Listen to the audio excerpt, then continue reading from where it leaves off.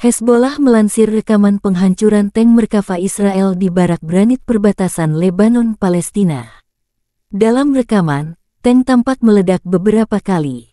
Di media resminya, Hezbollah menyebut mengeliminir prajurit di dalam tank Merkava. Secara total dalam 24 jam terakhir, Hezbollah mengumumkan 9 titik militer Israel diserang. Selain di Granit, serangan Hezbollah juga menyasar situs militer Miskaf Aam, menyerang situs militer Bayat Blida, menyerang Barak Yiftaf, menyerang Bes Metula, menyerang pangkalan militer Hermon serta menyerang sekelompok tentara Israel di dekat bukit karantina di HDB Yaron. Hezbollah juga melansir 2 pejuangnya meninggal dalam 9 serangan tersebut. Total 76 pejuang Hezbollah gugur melawan Israel sejak tanggal 8 Oktober tahun 2023. Terpisah, militer Israel melansir jet tempur IDF menyerang sejumlah sasaran teror Hizbullah di Lebanon. Di antara sasaran yang diserang adalah sejumlah pos militer yang dioperasikan oleh Hizbullah. Selain itu, hari ini juga, teroris meluncurkan sejumlah rudal anti-tank dari Lebanon menuju pos IDF di wilayah Biranit dan Ros Hanikra di Israel Utara. Tidak ada korban luka yang dilaporkan.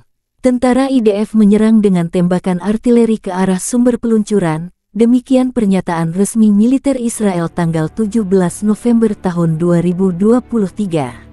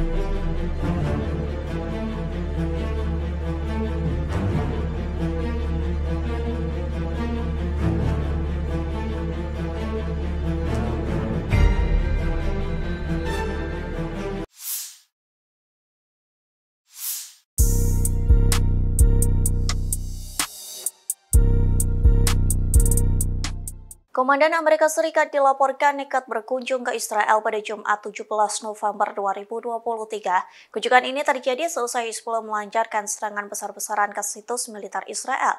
Lantas inilah tujuan Komandan Amerika Serikat bertolak ke Israel. Dikutip dari Al-Mayadeen, Komandan Pusat Amerika Serikat itu ialah Jenderal Michael Eric Kurilla. Ia bertemu dengan para pejabat senior untuk membicarakan perang yang sedang berlangsung di Gaza. Tak hanya itu, Kurilla juga membahas situasi di wilayah utara Palestina yang diduduki dengan Hizbullah.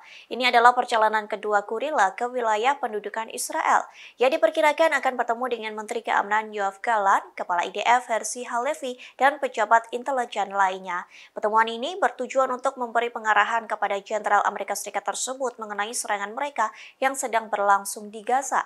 Perlu diketahui, selama berminggu-minggu Amerika Serikat berupaya menjaga agar perang tidak meluas ke wilayah lain. Upaya itu dilakukan lantaran takut pasukan Amerika Serikat terkena serangan perlawanan. Di satu sisi, media Israel telah membahas perlawanan di perbatasan serta kekhawatiran mengenai front utara dengan Hizbullah. Media Israel menyebutnya sebagai tantangan besar bagi Israel. Sementara kunjungan Kurila terjadi seusai Hizbullah menyerang situs-situs militer milik Israel di perbatasan.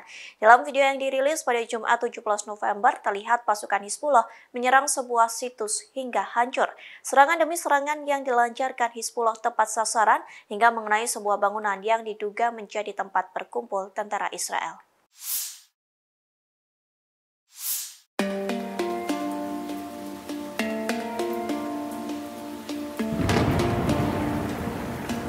Keberadaan senjata nuklir di Israel hingga saat ini masih menjadi misteri. Pasalnya, negara itu tidak pernah mengakui kepemilikan nuklir secara terbuka. Namun, satu persatu petunjuk yang mengindikasikan Israel punya nuklir rahasia mulai muncul. Petunjuk pertama ketika seorang menteri di Israel berbicara soal penggunaan bom nuklir di Gaza.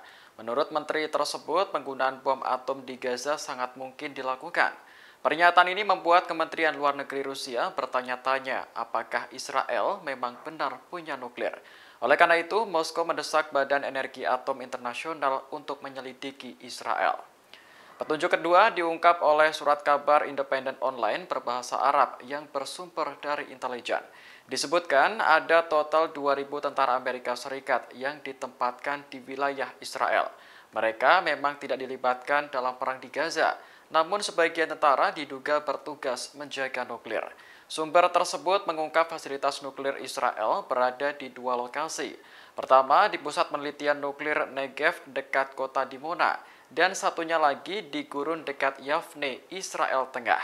Tentara Amerika diduga menjaga fasilitas tersebut dari ancaman atau serangan calon sekutu regional Hamas. Belakangan, seorang jurnalis independen Sam Husseini juga mengatakan bahwa Amerika telah menghabiskan puluhan tahun untuk menutupi program nuklir Israel.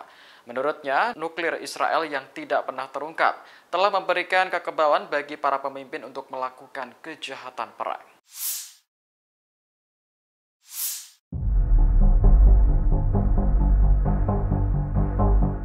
Israel mengevakuasi tank-tank rusak yang digunakan untuk berperang melawan Hamas di jalur Gaza.